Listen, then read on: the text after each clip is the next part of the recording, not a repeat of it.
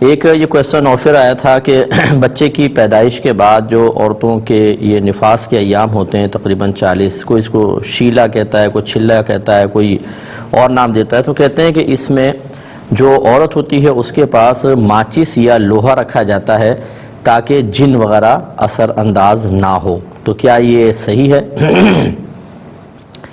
دیکھیں، چیزوں کے وجود کی یا ان کے بارے میں نظریہ رکھنے کی دو صورتیں ہوتی ہیں۔ ایک تو یہ کہ باقاعدہ قرآن یا حدیث میں کسی چیز کا بیان آتا ہے اور اس کے مطابق ایک ذہن بنتا ہے، پھر ہم کوئی عمل کرتے ہیں۔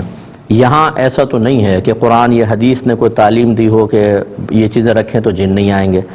اور ایک ہوتا ہے کہ ہمارے درمیان خاندان کے اندر چیزیں معروف ہو جاتی ہیں۔ اب وہ معروف شدہ چیزیں بھی دو ہوتی ہیں، یا تو نصوص قرآنیہ یا حدیث کے خلاف ہوتی ہیں، ان پر عمل کرنا حرام اور گناہ کبیرہ ہے۔ جیسے نبی کریم صلی اللہ علیہ وسلم نے ماہ سفر کی نحوست کا انکار کیا۔ یہ اس زمانے میں کفار میں رائج تھا۔ نبی کریم نے فرمایا ولا سفر، یہ سفر کوئی چیز نہیں ہے، یہ عام مہینوں کی طرح ہی ہوتا ہے۔ اور اس میں ایک روایت کے مطابق بی بی فاطمہ رضی اللہ تعالی عنہا کا نکاح حضرت علی رضی اللہ تعالی عنہ کے ساتھ ماہ سفر میں ہوا۔ لیکن ہمارے خاندانوں میں کیا مشہور ہوتا ہے کہ ماہ سفر ایک نحوست کا مہینہ ہے، آسمان سے بلائیں نازل ہوتی ہیں۔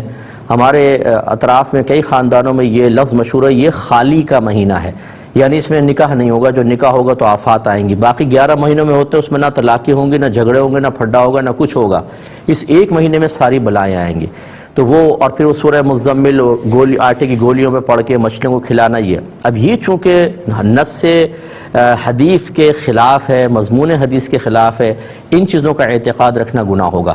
اور دوسرے ہمارے گھر میں معروف وہ چیزیں ہوتی ہیں کہ جو قرآن و حدیث کے براہ راست خلاف نہیں ہیں، اور نہ ان کا کوئی ایسا کوئی مضمون ہے کہ جو ان سے ٹکراتا ہو۔ ان کو فالو کریں نہ کریں، دونوں چیزیں برابر ہیں۔ اب اس میں دو صورتیں ہوتی ہیں، قوی الاعتقاد لوگ اور ضعیف الاعتقاد۔ جو مضبوط اعتقاد کے ہیں وہ ان کی کوئی پرواہ نہ کریں۔ ہمارا مشورہ یہ ہوگا اور میری خواہش یہ ہے کہ ہماری عوام قوی الاعتقاد بنے، ضعیف الاعتقادی سے باہر نکلے۔